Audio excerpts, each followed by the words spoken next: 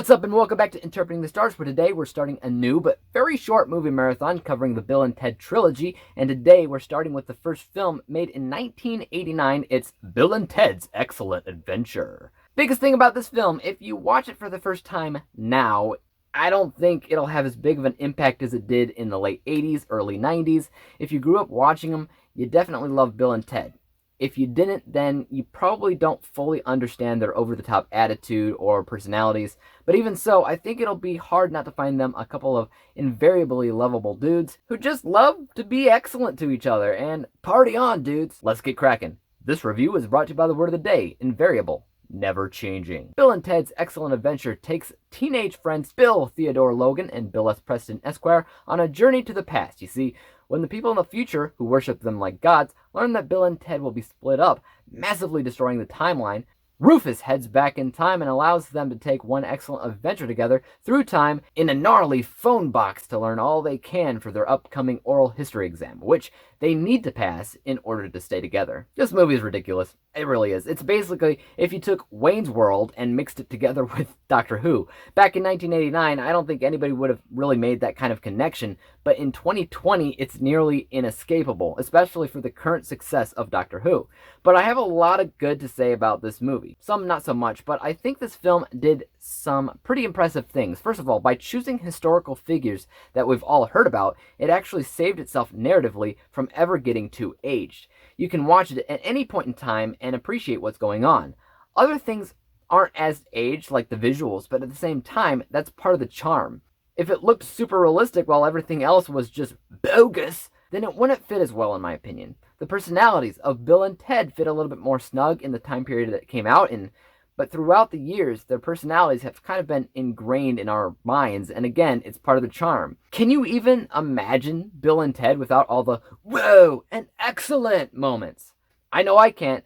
I have a little bit of an issue with them making a third film, because in modern day, at their age, I don't think it makes a whole lot of sense for them to still be acting like that, but I guess we'll see how it goes. The comedy works out really well because you instantly find these guys to be likable and fun, and the same goes for all the historical figures they pick up. This is a character-rich film, and a funny one at that. I have a couple of negatives to talk about here. First of all, this entire movie works off of a paradox that doesn't make a lot of sense. The future is obsessed with Bill and Ted's band Wild Stallions, and when they learn that the group is about to break up, they time travel in order to stop that from happening so that the future's not threatened.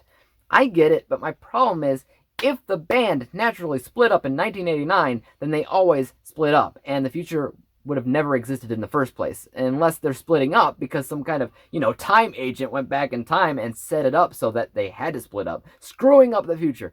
But that's not what happens in this movie. If the future never intervened in the first place, then Wild Stallions would have split up and the future would have never existed. It's a paradox. And I know plot holes are a part of time travel films. It was blatant in my opinion. Another problem that I had with this film was repetition. Part of the silly humor in the film is the guys and their personality, and I do laugh with it, but sometimes it gets to be a bit too much. There's a ton of whoa moments from both Bill and Ted to the point where it should be called Bill and Ted's Big Whoa. And obviously, this isn't a deeper, meaningful story, nor does it have to be, but when you throw in a couple of thought-provoking elements, that allows you to care about the characters even more. Most of these negatives, though, are mostly trivial, fleeting thoughts that don't massively affect my end score. So let's take a look at that. From an unbiased, technical vantage point, this film did a lot right. They created a couple of the most recognizable dudes in comedy film history, and the casting was spot on too, or else we wouldn't currently love Keanu Reeves as much as we do today. Their chemistry with each other and with all the historical figures is most definitely excellent. The dialogue stands out too. All of this points to the fact that the movie was made well, even if it is silly. And that unbiased score is 82%. And because this is more of a fun movie than it is a film trying to be made well, the bias score is higher at 92%, averaging out everything to a final score of 87%. 87 out of 100 possible stars, granting Bill and Ted's Excellent Adventure with a letter grade of B+. Gnarly, dude! Guys, let me know your thoughts on this film in the comments down below, and tell me if you're looking forward to that third film coming out very soon. As for YouTube, you know what to do.